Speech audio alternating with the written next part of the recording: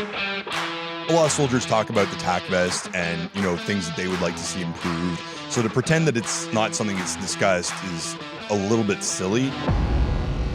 Welcome to the Canadian Army Podcast. My name is Patricia Sztompka, and I'm filling in as your host today because your regular host, Lt Adam Orton, is our featured guest in this special edition of the Canadian Army Podcast. Our listener feedback tells us you want to know more about the soldiers we interview. You also have questions about the podcast itself. So we'll be talking to him about that, the podcast, what it's about, and where it's going. But we're also going to be asking him to talk about himself. Adam, welcome to your own show. Hi, it's great to be here with me. Of course. First question, an easy one. Why did you join the Canadian Armed Forces? Before I joined the military, I worked in technical support. And for those that have worked in customer service, it's a unique environment. And I was looking to make a change in my life. I was hoping to get out there and make a little bit more of a difference in the world than fixing people's internet. So I thought about, what skills I was lacking in my life and what I wanted to do more of. And the Army seemed like the natural option, basically the direct opposite of internet technical support agent. Why? Why do you say that? Well, so I applied for the infantry, and the reason I chose that was I want to run around outside and live a life of adventure and danger and blow some things up. And, the recruiter said all the right things, and here we are. Right. Do you want to maybe tell us more about your career? So when I first joined, within 6 months of applying, I off to St. Jean, which is the training school for the CAF. After that, another 6 months of basically nonstop training, and I found myself posted in to Shiloh, Manitoba, with 2nd Battalion PPCLI. From there, basically within 2 years of being posted battalion, deployed to Afghanistan, came back, made the rank of Master Corporal, went off to work at the Winter Olympics, and then from there decided that I want to be closer to my family, my friends, and the people that I loved.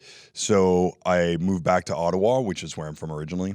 And from there, I joined the reserves with the Governor General Foot Guards, did a couple of things there, had a couple of full-time jobs with the military. For those that don't know, when you're in the reserves, you have the option of full-time or part-time service. So I just kind of basically found my groove in Ottawa. And right now, I'm the operations officer of Army headquarters. So I've really had quite the adventure.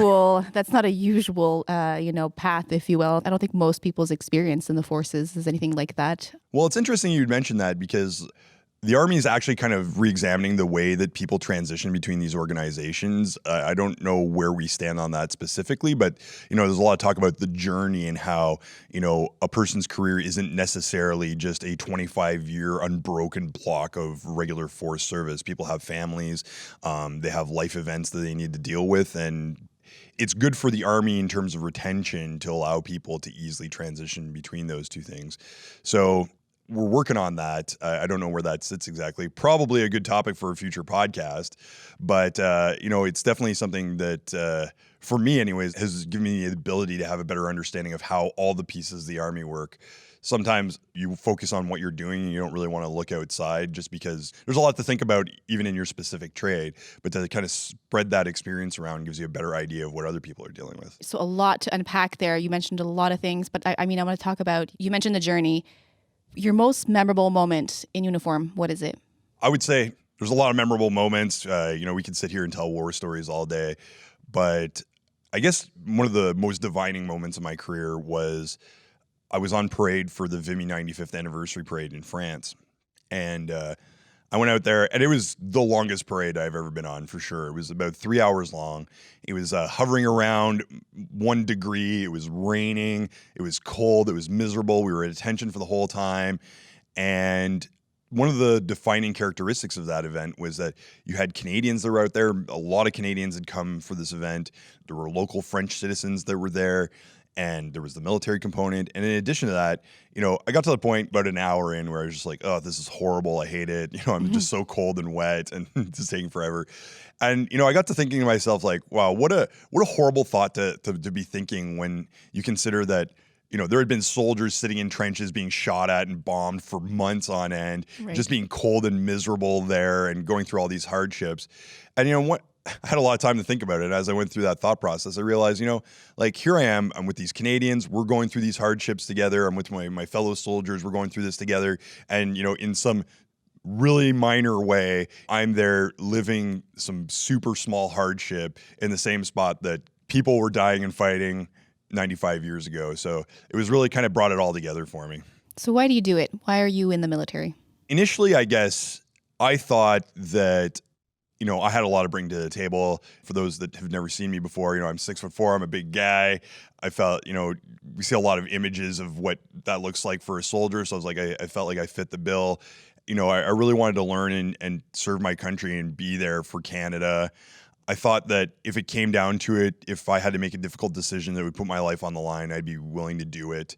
Fortunately, I haven't found myself in too many opportunities where I've had to go through that. But I think the reality that a lot of people kind of forget about just by virtue of doing your day-to-day life is that it comes down to a couple of moments where you face off those situations and you have to know in your heart that you're going to make the right decision.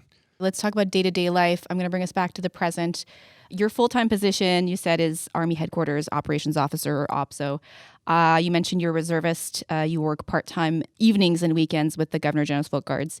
And now you're also the podcast host. When do you sleep? Never. That's okay. The Army trains for that, so it's fine. How do you make it work? So, really, the thing that keeps me going is, it's actually pretty tough on family and friends to put them second when you're juggling all of this stuff that maybe you don't even need to juggle. But sometimes it's hard to stay focused when you're doing the same thing repetitively, at least for me.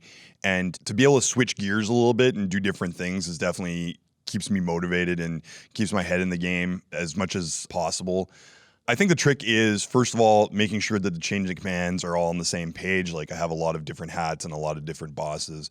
But also, it gives me a good visibility on how the Army is functioning at any given time, because I get to see kind of things as they happen at the top of the Army, but at the same time, I'm doing stuff at the bottom with the ground troops and seeing how they're kind of living, and also trying to bridge those two gaps together, doing the podcast thing to try and tie it all together.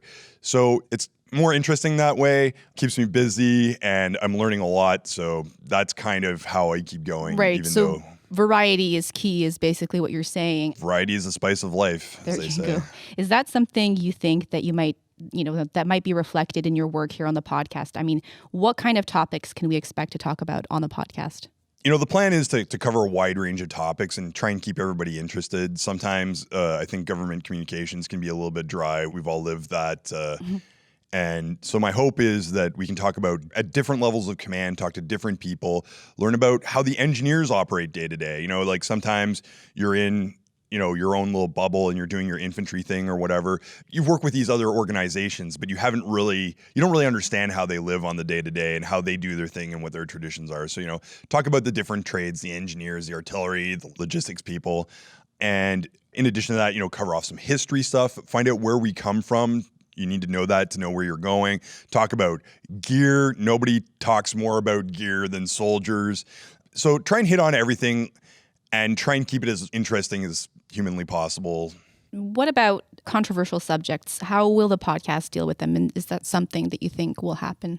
It's an official podcast, so we have to definitely walk a certain line in terms of how we're going to approach, especially controversial subjects. Good example, not to, single anything out, but a lot of soldiers talk about the tac vest and, things that they would like to see improved. And I think soldiers at all levels have had that conversation. So to pretend that it's not something that's discussed is a little bit silly. And I know that we're looking at approaching subjects such as that and having a real constructive conversation with the people that are working on making it better. Sometimes things move slowly in that environment, but we're working on getting there and there are people working on it. And so I think tying that in and letting people know how we're making that progress is going to go a long way to making things better. What other topics is the podcast planning to cover in the coming months? Do you know yet? We kind of have a schedule fleshed out, but there's a lot of limitations, especially operating in the COVID-19 world. And a lot of different people have a lot of different perspectives on what the next episodes are going to be about.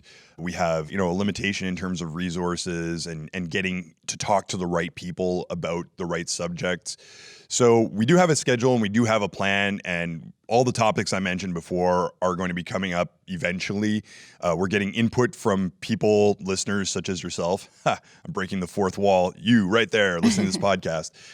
And we're processing that and doing our best to see if we can't make something out of it that's worth listening to. So people were sending in suggestions and stuff like that. We're looking at it. We're doing our best to make it happen. And the schedule is not always on schedule. The enemy always gets a vote, as the commander said in episode 1. So a lot of possibilities, but most especially a lot of work on the horizon for the folks behind the podcast. Those were all the questions we had for today. Hopefully, they've helped listeners gain a better understanding of who's behind the voice of the Canadian Army podcast. But before we end this, I did want to ask one last question. That is, was there anything you wanted to tell the people listening in today? I guess the only thing I want to say is I believe in what we're trying to accomplish here. And, look at any popular television show. Sometimes the first season has some bumps that's got to work through. We're working in adverse conditions right now, but we're really trying our best to make this something worth listening to. And if people listening have suggestions or they have concerns, they want to bring things up, let us know and we'll do our best to improve it. We have limitations and arcs just like anybody else, but there is a concerted effort from the top down of the military chain of command to make this work.